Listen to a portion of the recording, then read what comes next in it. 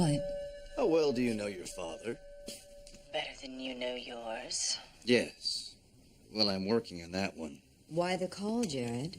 You and your father are close. But how close? Does he share important things with you?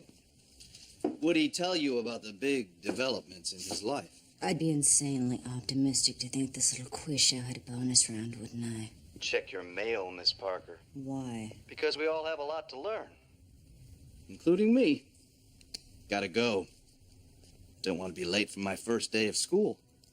Jared? What did he have to say? A lot less than he knows, that's for sure.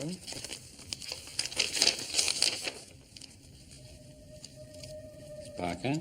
It's a copy of a letter to my father from his attorney. He's changing as well. Miss Parker. Statistician from the Brooksbury field office swears she saw Jared on her lunch break. Call Brooksbury. Get a local sweeper team moving. Now. Okay.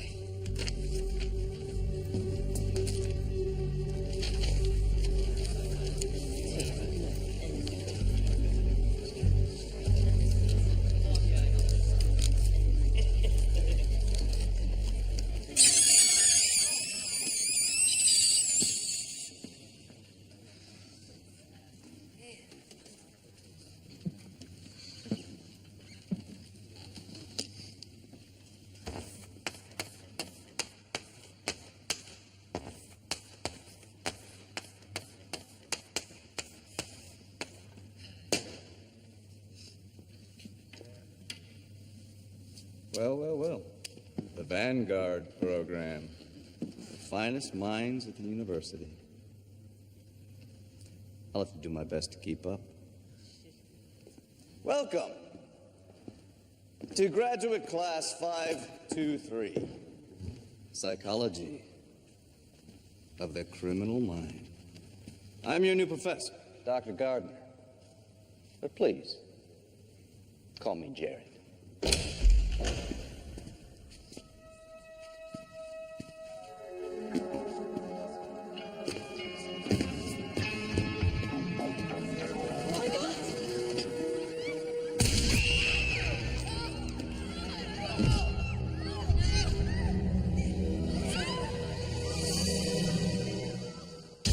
There are pretenders among us.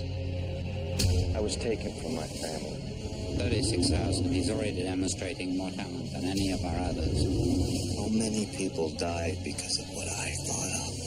Since I broke out, I've spent every moment searching for my past. He's a pretender. A genius who can become anyone that he wants to be. The center wants him alive. Preferably. He defends the weak and abused. Life is a gift.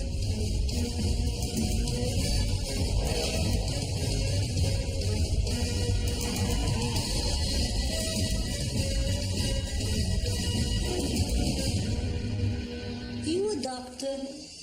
I am today.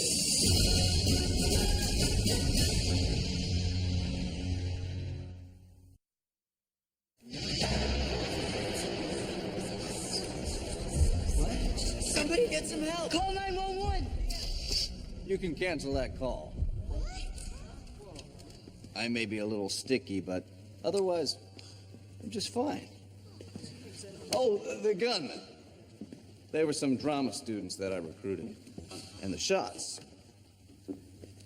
Blanks. I assume there's a point to scaring the hell out of us like that. Oh, yes, sir. There's absolutely a point. I'm the cop. You're the witness. Describe the gunman to me. Tall, dark suit? How tall, how dark? It doesn't cut it. I need details. What color hair did he have? Brown, maybe a little reddish. No, it was blonde. Straight or wavy? Straight. Any distinguishing features, scars, facial hair? What kind of shoes was he wearing? Shoes? All I saw was the gun. I couldn't even tell you if the guy had feet. This is a highly charged situation. Your adrenaline is pumping. Here's my point. That even the most brilliant minds can miss a thing or two. Speak for yourself. Your killer, Jared, was a white male, 6'1", 170. He had straight brown hair. Blonde, if you count the cheesy shampooed-in highlights.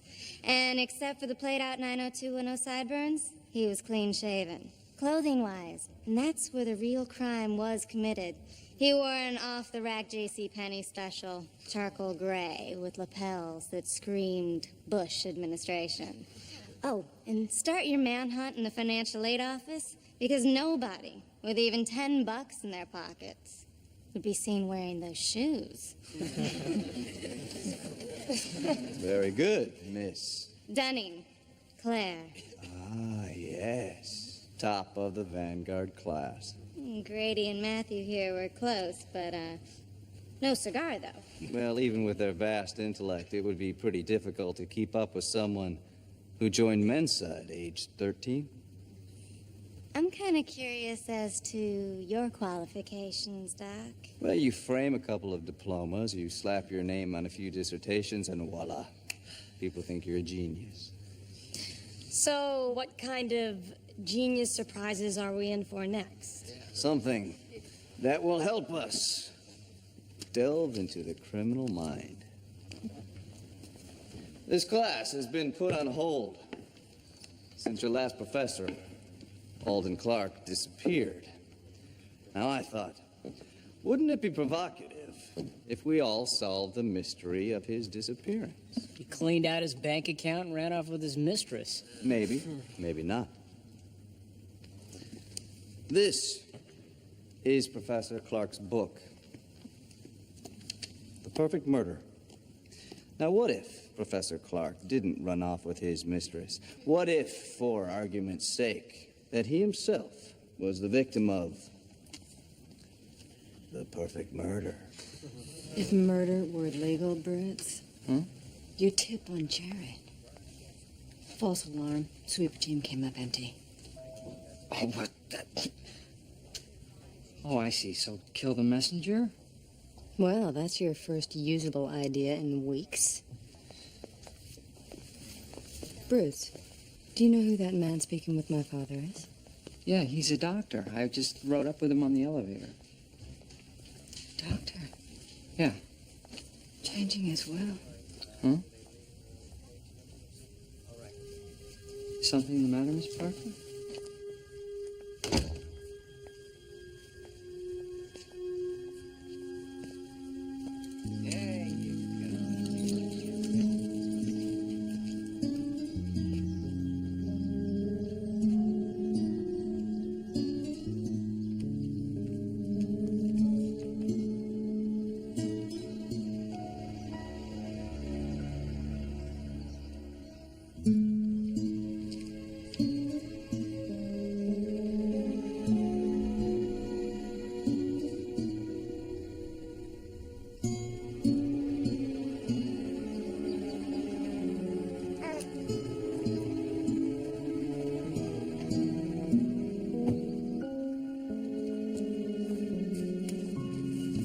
Mrs. Clark. If you're another bill collector, you can save your breath. Not even the house is mine anymore. Actually, my name is Jared Gardner. I'm taking over your husband's classes at the university.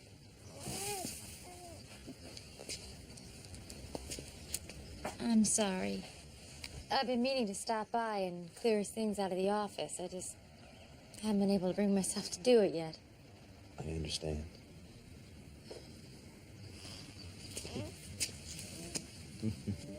Hi. They're so fragile and so innocent. Yet with one look, they can help you through anything. Why are you here, Dr. Gardner?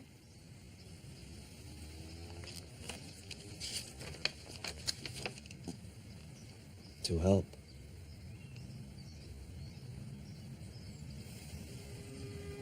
Alden and I used to dream about the day our children would run around this yard.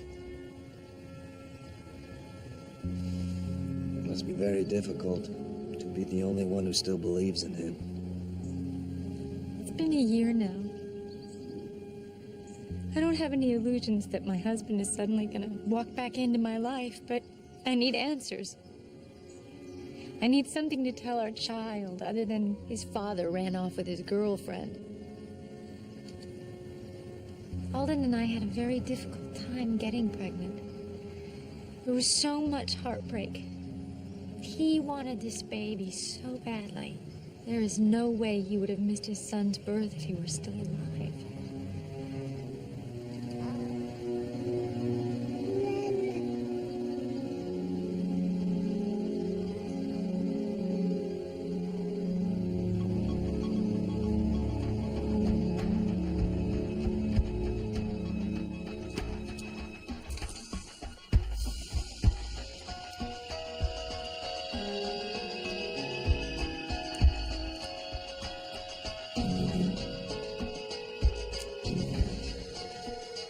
The harsh reality is he left it. Alan Clark was having an affair.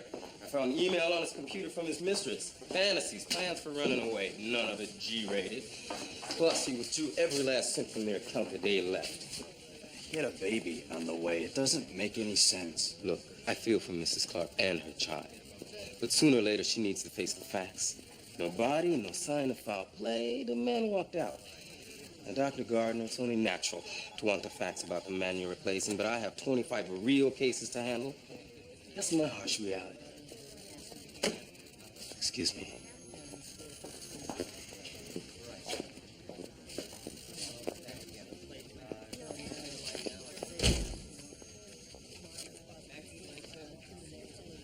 So you want to commit the perfect murder?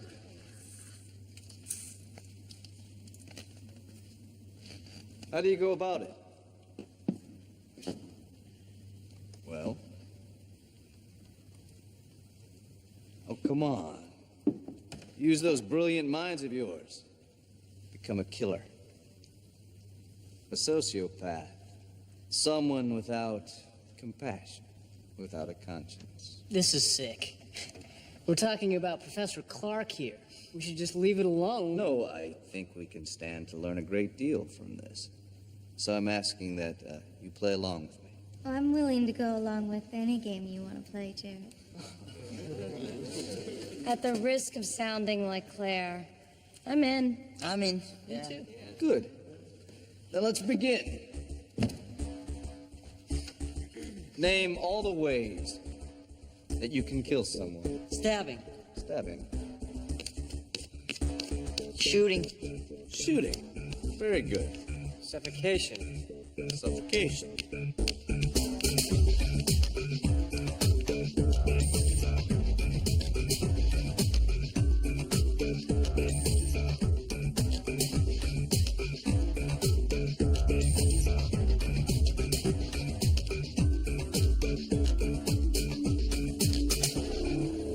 Certainly are a lot of ways to kill somebody.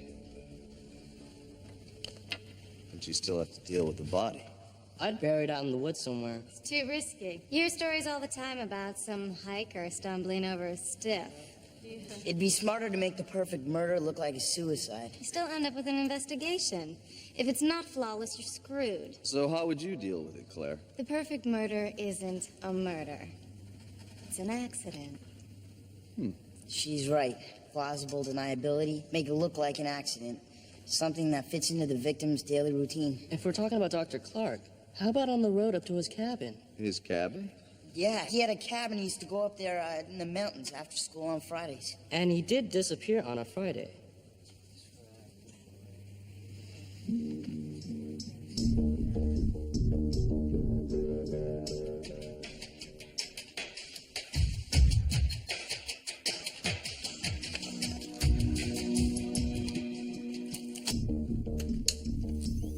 Lately, Jared's been bored. We must find better ways to engage his intellect. Keep a brilliant mind from becoming idle. Sydney, I can't do these anymore. These same problems, they're so monotonous. What are they doing? They're just working on a new security system. Come on, Jared. Back to work.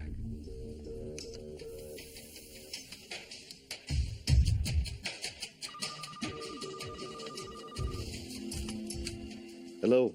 Jared, I just got your message. Alden wasn't headed to the cabin the day he vanished. The students told me that he headed up to his cabin every Friday night to write. Well, he planned to go, but that was the Friday I found out I was pregnant. I called him at school, and he said he was coming right home to celebrate. That's the last time I spoke to him. So the police never searched the road up to your cabin? No, they didn't.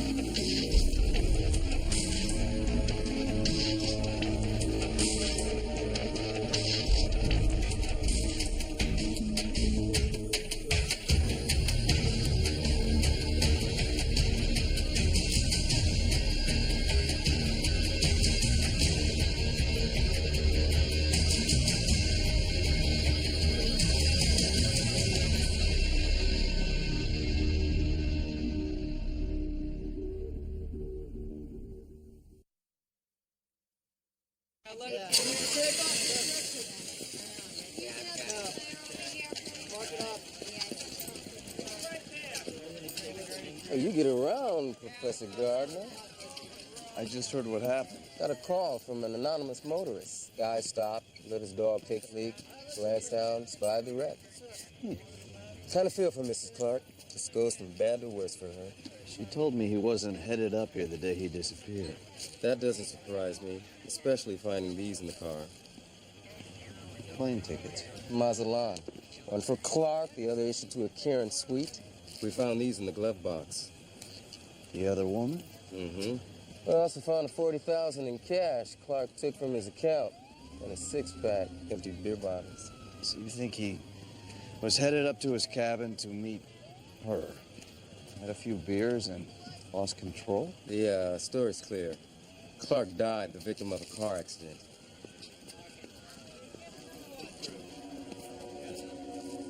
I guess part of me was still hoping. That's only natural. You know, yesterday I would have done anything to keep this house. The memories. Now I've got the money to stay. I'm not sure I want to anymore. Don't give up on your husband yet. I'm doing the best I can. I really am.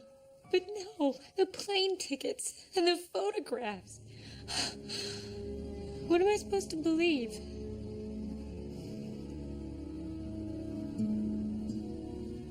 Believe what's in your heart.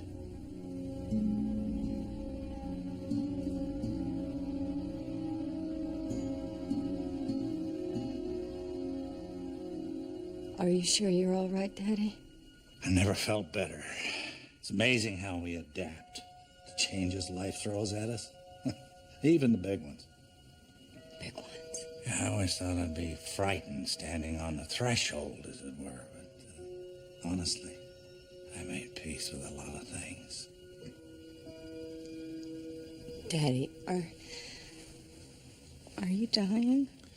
I know about the doctor, your will, and the life insurance. Oh, Angel. Please don't lie to me, not about this. Sweetie, read the labels.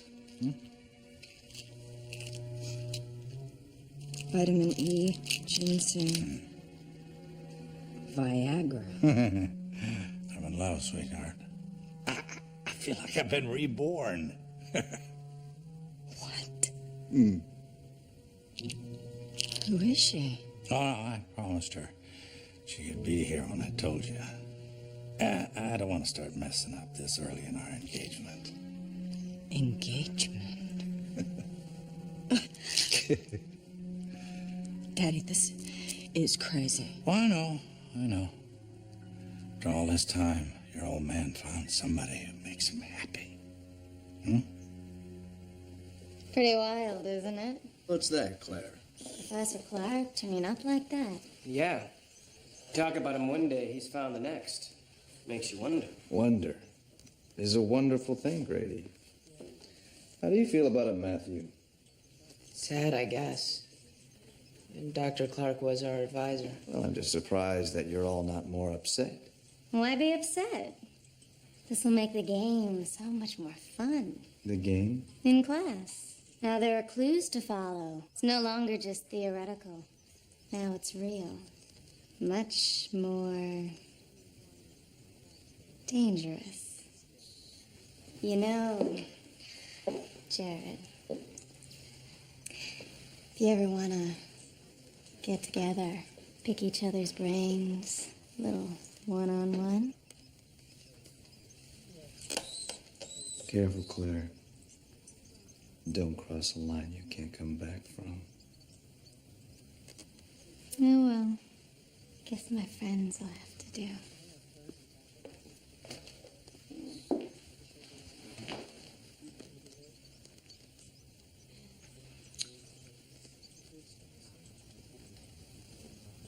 See you in class.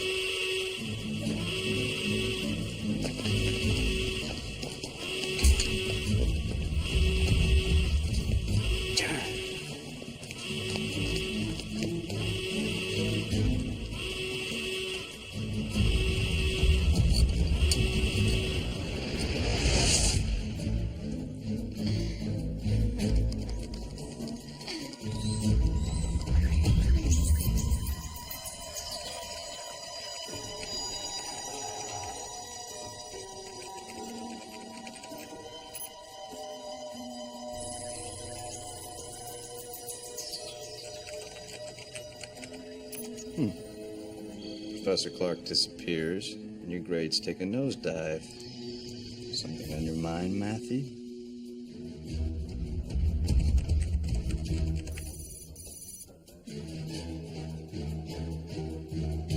What about you, Claire? Feeling guilty about anything?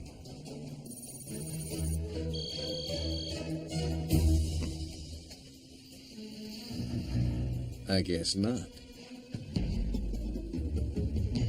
This is getting too creepy, don't you think, Professor Gardner? If this really is the perfect murder... What if I told you it wasn't the perfect murder? What if I told you that our killer made a very serious mistake? You're not just toying with us now, are you, Jared? Professor Clark's body. It was recovered on the road to his cabin. But he wasn't going to his cabin that Friday night. He was going home. He changed his routine. But the killer didn't know that.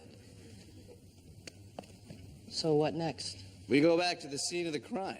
You want to fake a car crash. How do you do it? Do you run the professor's car off the road? Do you cut his brake line? Or maybe you just drug him? Well, ramming the car would leave paint evidence, and cutting the brakes would be way too obvious. Yeah, and drugs would be found in an autopsy. Not necessarily. Right, Matthew? What? I don't know. Oh, come on. You're the ace of your biochemistry class, aren't you? Why don't you tell everyone what dimethylphenol is? It's a heavy sedative. And it metabolizes in the body how?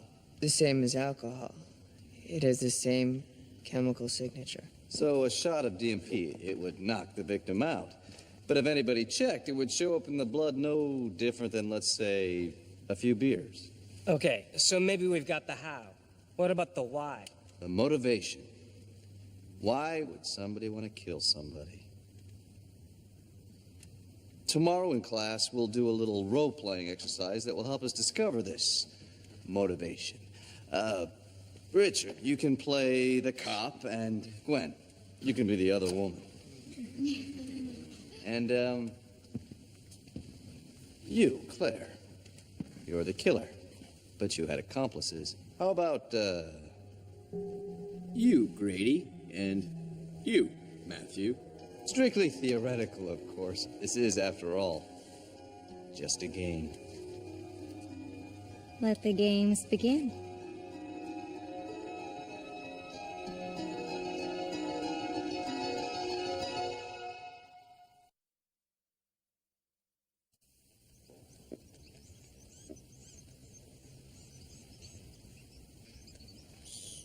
Did you think you'd get away with it? I just get so bored sometimes, Sidney. A sharp mind left idle can become a very sharp weapon indeed.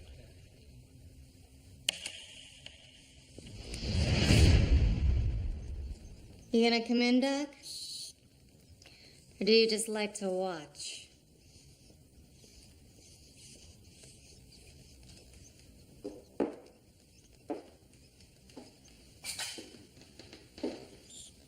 Interesting experiment. There's no way the rat can win. Every turn leads nowhere. No reward, no way out. Seems pointless. Maybe that is the point. He with the biggest brain wins. Is that it? Or she.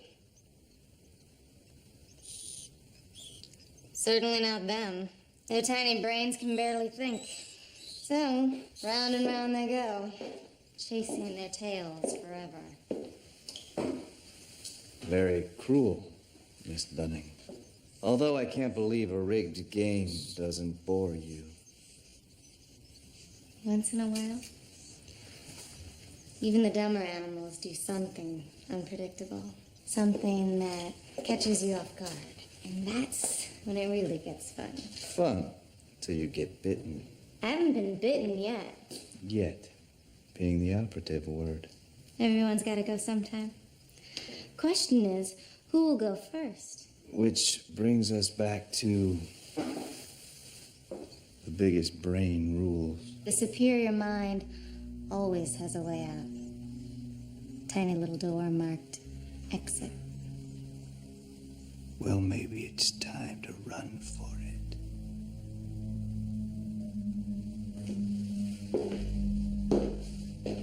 Oh, Jared.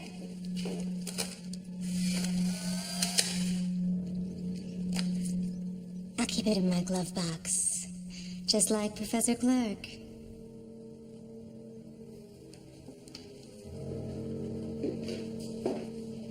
I just don't get it, Sidney.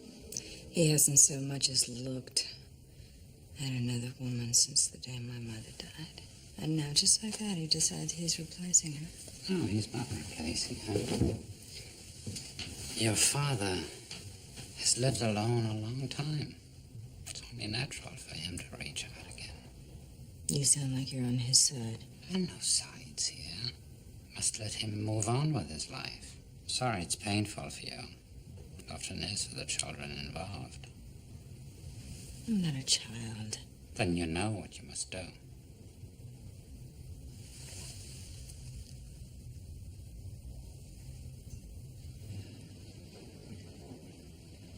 Professor Clark said in his book that motive springs from that bottomless pit called the human psyche. That no matter how deeply you dig, you never exhaust it. Let's do right by him, shall we? Let's figure out why he was killed. Let's start with the police. Richard, you're our cop. What do they think? Statistically, money and jealousy top the list. Could have been a robbery. Except the 40,000 was left in the car. So jealousy, then. Another teacher with a gripe against Professor Clark. Or his wife, if she knew about the affair. Come on, it could be something as simple as road rage. Now, that's spontaneous. This was planned. Well, we're in a unique position here today because we have the killers in our class. Why don't we ask them? Matthew. Yeah. Why would you murder someone? Maybe I didn't like him. If you don't like someone, you avoid them. If you see them walking down the street, you walk to the other side. You don't send them careening off a cliff. Grady, any thoughts? I don't know. Why does anyone murder? I'm not asking anyone, I'm asking you. So dig down deep into that bottomless pit of yours and tell us, why would you kill? Hello? There are a million reasons to kill. Revenge, revolt, release, superstition, paranoia, bad debt, bad childhood, bad hair day. I'm afraid you've missed the most relevant one. Arrogance. You see, our killers, they think they are smarter than the rest of us, that this is all a game. That's the reason that they have accomplices. What fun is it to commit the perfect murder if you don't have someone to gloat over it with? But arrogance just may be their downfall. Professor Clark says in his book that the perfect murder is committed by one person alone. Why is that? Because accomplices can be unpredictable. Exactly. You never know what they might do, how they might react. Take our role players over here. What if one of them couldn't take the pressure and crumbled? What if one of them went to the police and cut a deal? Aren't you getting a little ahead of yourself, Jared? I mean, there's no evidence that Professor Clark's death was anything but an accident. Now, quite obviously, you haven't spoken to the police today. I talked to the detective in charge of this case, and he's convinced that the Polaroids in the glove compartment were fakes, along with the email and any other evidence that might suggest that there was another woman. As of today, Professor Clark's death was reclassified as a homicide. As a matter of fact, Detective Russ thinks the killer may even be right here in the classroom.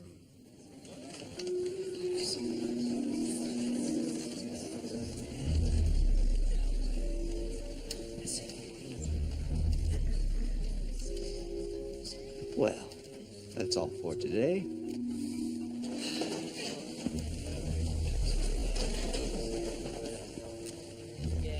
See you the next time.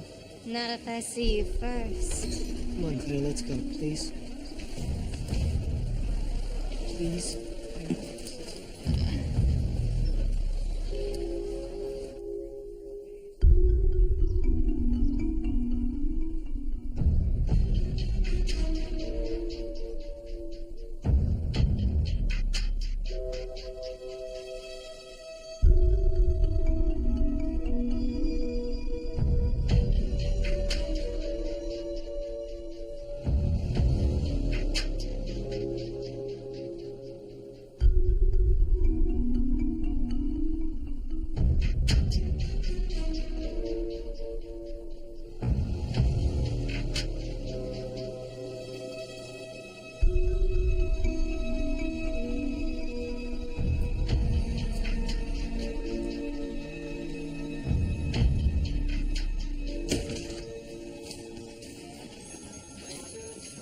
Whoa.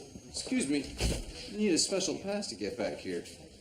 Just have a delivery. For who? Detective Rusk. I'll take it. Are you sure? Trust me. It's in the right hands. Cool, thanks.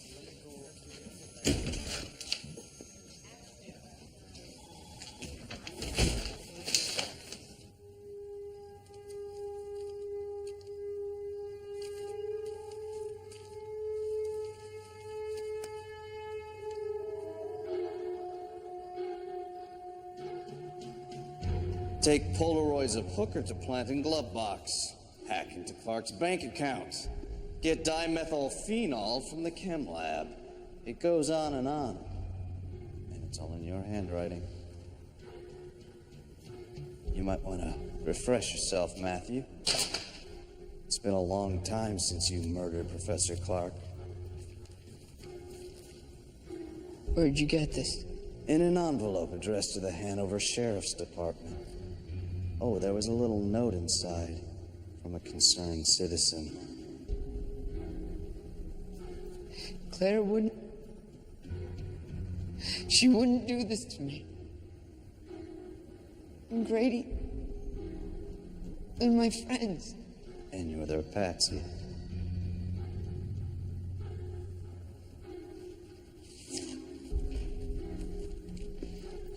You see this baby, Matthew? He'll never know who his father is. Not for a second. Not ever. And his mother. She agonized for months, wondering when he was coming home, until they discovered that he was dead. We were just sitting around talking one night. Getting drunk. You know? We were just tossing out ideas on how to pull it off. It was just a game. When I walked into class that day, and Professor Clark wasn't there, Claire just started to laugh. She said, "What good is building the perfect toy if you're not gonna play with it?" She and Grady actually killed him. And you sat around and you did nothing. I was afraid. What was I supposed to do? Claire's my best friend. And I didn't want her to be mad at me. The game is over, Matthew. It's time to do the right thing.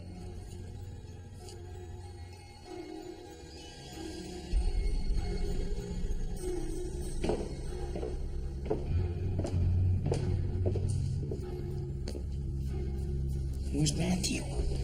By now, probably some prisoner's wife. And once he starts talking, they're gonna come straight for us. So let them. As long as you keep your mouth shut and your pants dry, no one can touch us. Good morning, Claire.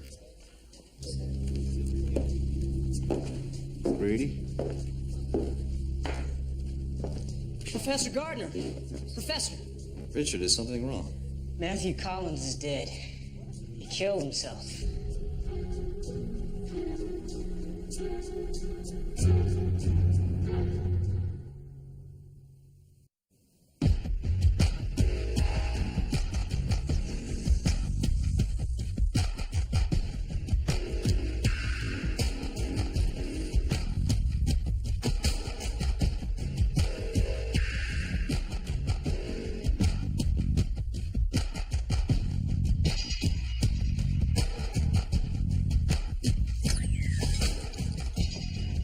They bought my suicide.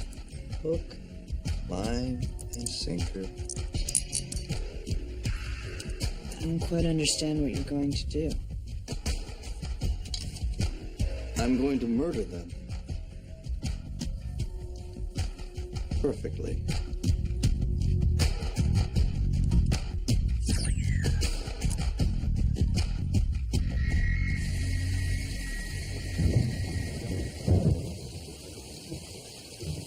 I'm telling you, it couldn't have worked out better if we planned it this way. Oh, wait. We did plan it this way. Matthew is dead. He wasn't up to our level, Grady, but he did his own proof of that.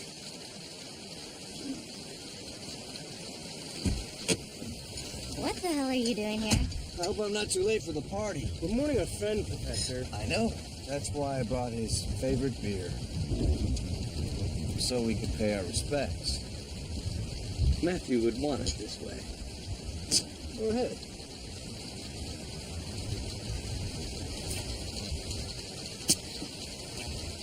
You're the biggest brain. To, rats in a maze. Like Matthew. Your backup plan. Your little door marked exit. May he rest in peace.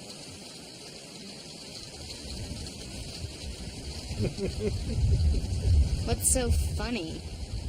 You really think this is over, don't you? Well, it is, isn't it? Sure. The exit door is open.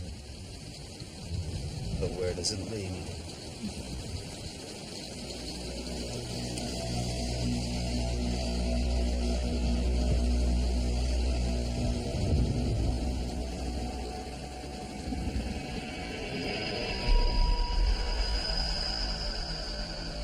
I have a little backup plan, too.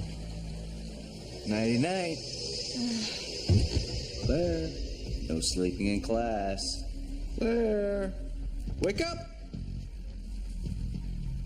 There you are. You were out for so long, I was getting worried about you. What the... I'll take this. Wouldn't want you smudging your fingerprints. Careful. That chair's a little wobbly. One false move and... It's not exactly what I had in mind when I said we should be alone together.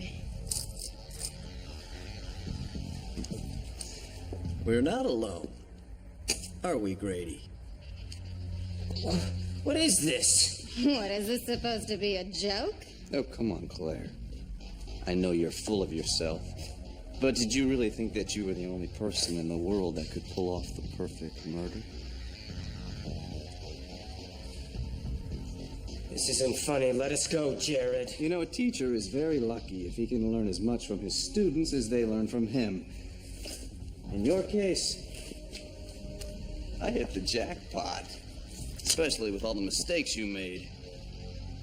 Matthew being one of them. Oh, by the way, he's still alive. Faking his suicide was all part of my plan. What? You want us to talk? Is that it? Fine, I'll talk. Okay, shut up. The jury could never convict us. If you were going to court. But you're not. I'm the only judge that matters now. So let's examine the evidence. First, in all your planning, you forgot one very important thing. Professor Clark had a family. He had a baby on the way. And a wife who never stopped believing in him. You two, on the other hand, you only have each other. Before the tragedy, that is. What tragedy? Don't play dumb, Claire. It's all in your suicide note. It says in here how you and Grady killed Professor Clark. But grieving for the loss of his friend Matthew, Grady cracked under pressure and wanted to go to the police and confess. So you killed him, and then you hung yourself because you couldn't face the utter futility and remorse. Brilliant minds. They're so fragile. They'll know it's not my handwriting. But it is. You see, I found these notes that you wrote Professor Clark in his files, and I traced over various words. And voila. Suicide note. Gun with your fingerprints. It's perfect. Go to hell. You first. Actually, Grady first. Murder before suicide. Wait! I'll tell you whatever you want to hear. Shut up, Grady. He won't do it. The bullet's just a blank. Oh, you think so?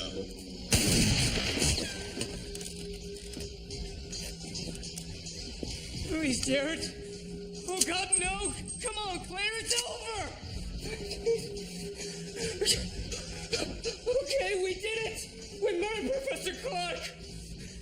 Partly it was thrill, but mostly Claire was mad at him because he wouldn't sleep with her. Shut up, Grady. Just don't kill me. As far as I'm concerned, you're dead already.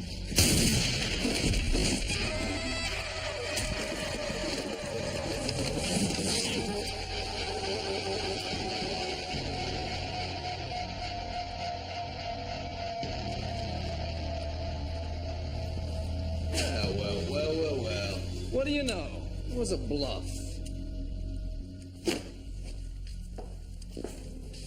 but one that wasn't missed by the camera.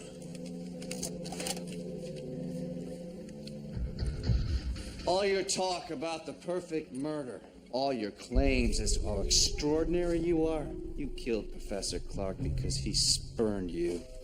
You're no genius. You're as common as they come.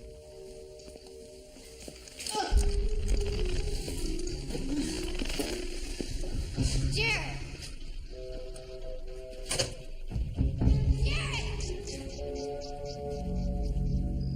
Daddy, I've come with a little peace offering. Hello? It's in my father's private washroom.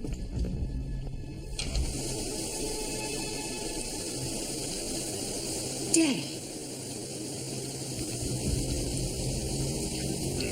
Oh my God. Hi, Miss Parker. Oh, Bridget. Look, I'm gonna be your new mommy.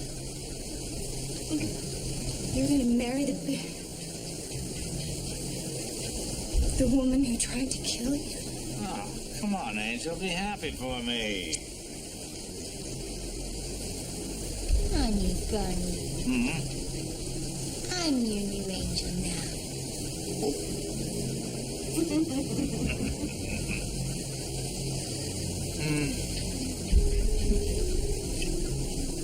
So, how well do you think you know your father now, Miss Parker? Coming to the wedding? I'm not big on brides in black leather, although there is a certain enjoyable irony in it.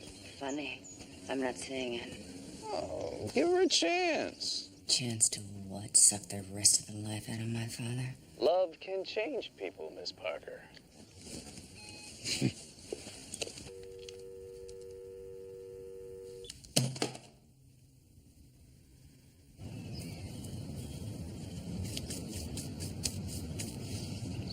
We miss you, Alden.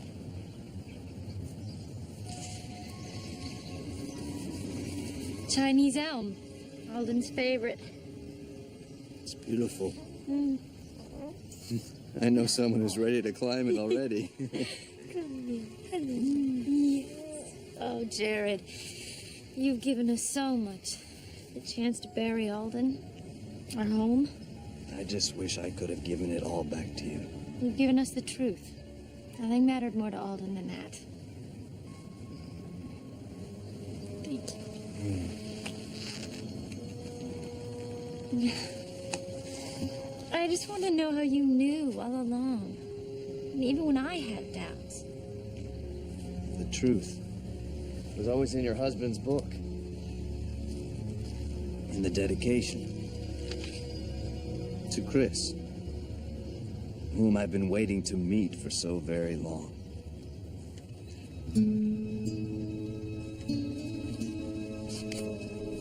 Good luck. Bye, Chris.